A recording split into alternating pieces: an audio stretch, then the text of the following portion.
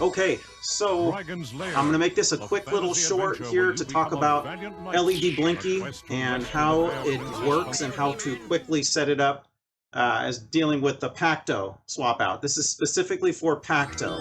Pacto is when it changes your full panel to Xinput controllers. So, and you want the buttons to kind of light up the right way. So as you're going through, you know, you got Mario and you got, you know, Xinput, like if it's a PC game. Let's see, what if I have another one here? Donkey Kong, where it shows one button lighting up. These are all important pieces here. Okay, so here we are. And how would you normally reset buttons, right? So you got Pacto and everything's set up for Ipac. That's the biggest issue, is everybody has all the MAME setup and everything is set up for Ipac, but Pacto is Xinput. So what you have to do is you have to make sure that you're going to end up dual mapping. You're going to end up having two maps. So when you choose into, let's see, where is it at? Okay, so here we go. So as you know, when you go into MAME, you have these MAME settings, right? So you're kind of just looking through here and going, all right, how do we set all these things? I do have a keyboard because it makes it easier if you have a keyboard. And you're going to want to scroll to input settings. Let's say it's one. Input settings. So you're going to end up wanting to do general.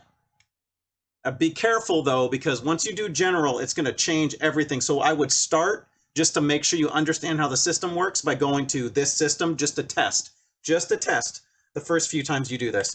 Then as you'll see on mine, I said double map, right? So because it's Pacto, which has a pseudo kind of Ipac version, which is keyboard mode, but your LED Blinky is set up for the Ipac already. So it's already figuring like this button is this, but it will make it so much easier if you just double map it, meaning what you want for Xinput and then what you already have for Ipac. So I can tell you that Ipac, it was just up for up and then down for down, and that's how it was all set up. But I want it to work in Xinput mode as well. So I'll have this Pacto in Xinput mode, and I will, on my keyboard, I will click into to set the setting, and I will press up on the keyboard, what it was for Ipac, and then I will say up on the Xinput. So it double maps.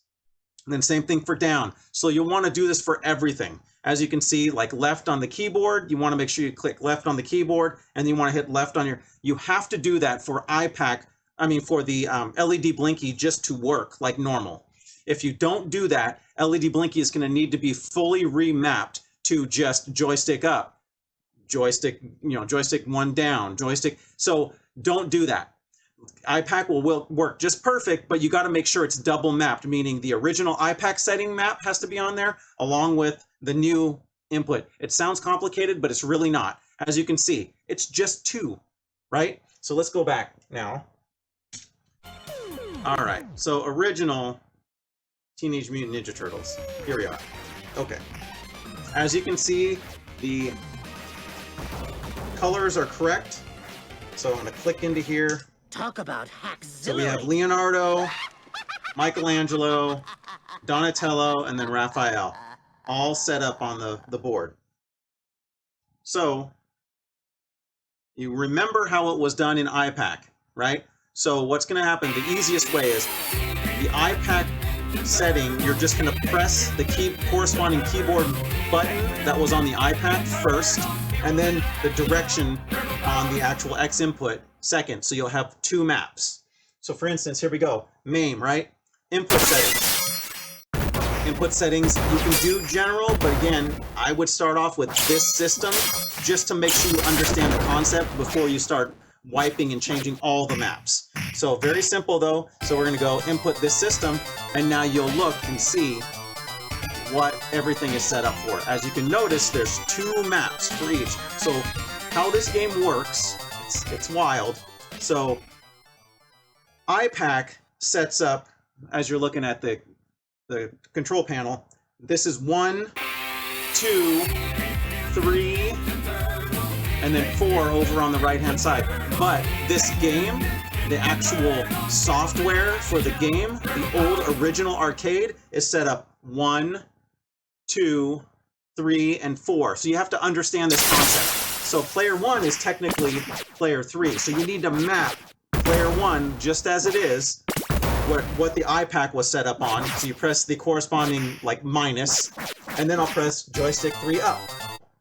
What happens is you just have to map what was already, so you're going to look at the screen, even before you start mapping the Pacto board. You're going to look at the screen and you're going to say player 1 up was the minus. Okay, so I'm going to click minus on the keyboard, and then I'm going to press up on the player 3. Done. Next one down. Then you're going to go down, you're going to set the input, so it's going to be that bracket on the keyboard, and then you're going to press the joystick down. That's all you're doing, is you're going to go press whatever the corresponding iPac button originally was when you're first looking at it. So if you need to, take a picture of this screen first, take a picture so you can go down so you don't accidentally forget what it was. So you need to have the original iPac map and then the new control stick map. Both of them per, and then your iPac and your LED Blinky will all work just fine without an iPac. It'll have the Pacto will work for controls, but yet LED Blinky, what they're looking for the keyboard input is going to be the second input for that. So it'll work out of the gate. It's not overly complicated. You just have to make sure that when you're mapping your 4 players, you map what the original iPac LED Blinky trigger is. So for instance, let's make it nice and easy. Look down there at player 3 up. Right? The original iPac, if I didn't have everything set and it was all done, my iPac was R. So I'm going to hit R on the keyboard, and then I'm going to hit player 3 up on the X input. So the keyboard panel right now is in X input, but that's why I have a separate physical keyboard sitting right over here so that I can, that's how you would do it. So whatever the iPac was, the original thing there, so player 4 up was Y before, and that's it. So I would go click in like I'm going to set, and I would click Y on the keyboard, and then I would hit player 4 joystick up. That's it, and then you move to the next one. So buttons, player 2 button 1 was control originally. That's it. For iPac setup, it's control, but I would press control on the keyboard, and then I would press whatever button I wanted player 1 button to be over here.